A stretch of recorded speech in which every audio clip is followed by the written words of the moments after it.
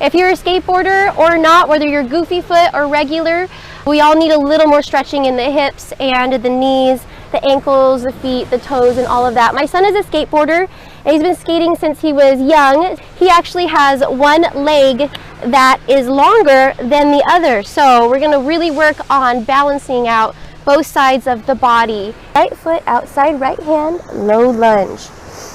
Just let your bottom knee come down to the mat, pressing your hips forward. And now set your hips back. Just stretching the calf here. Engage your core. Shoulder rinse. Bring your hands behind you. Interlace your fingers. Left leg reaches back long. Remember, it's more about length than it is about height.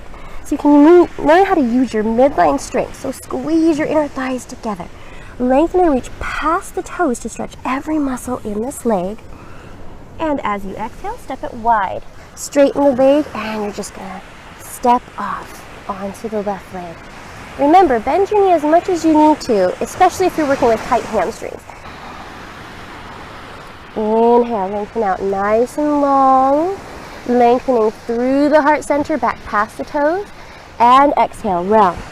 Bring the knee in. Strong foundation, inhale, upper body, arms to rise. Exhale, relax your shoulders down your back, dynamically engage your fingertips up towards the sky. Now moving into eagle. Breathe your left arm down, underneath your right, wrapping the arms around, and then lifting the elbows up to shoulder height. Leveling out both hips, so maybe roll the left hip down just so that it's even with the right. And now moving into full eagle here. Slowly start to bring your body back upright without letting the left toes touch the ground. Bring it up and over the right leg. Cross-legged position. Exalting your warrior now, deepening your front lunge. And exhale, release your arms. So we're going to bring the right foot towards the left hand. Now stepping the foot down on the mat, knee to the right, just setting it down.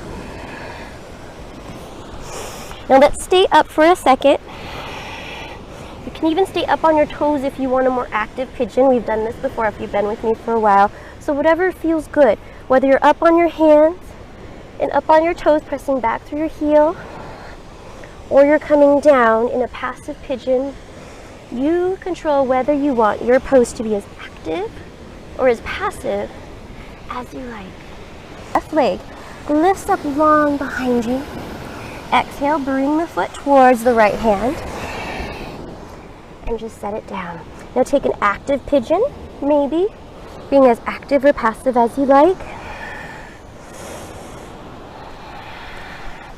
As long as you are pulling up through the crown of your head and breathing at attention. Come down all the way into your pigeon and roll onto the left hip. Slowly guide your back leg around, bring the heel in front, just so that you can line one shin on top of the other. Hands to the sides, pull your hips up, and drop your hips down. Yeah. There you go. Activate your feet. And then just square your hips, shoulders to the front. Now whichever side is tighter, you notice that each side is different. Both sides of the body, left and right, you're going to have one tighter side than the other. So whether you're goofy foot or regular, you just want to work your tighter side a little bit deeper with your breath. Knee, sometimes it wants to come in, so just press it out towards your pinky toe. Relaxing the shoulders down your back and locking your eyes one point, non-moving object. You're going to tilt your hips back.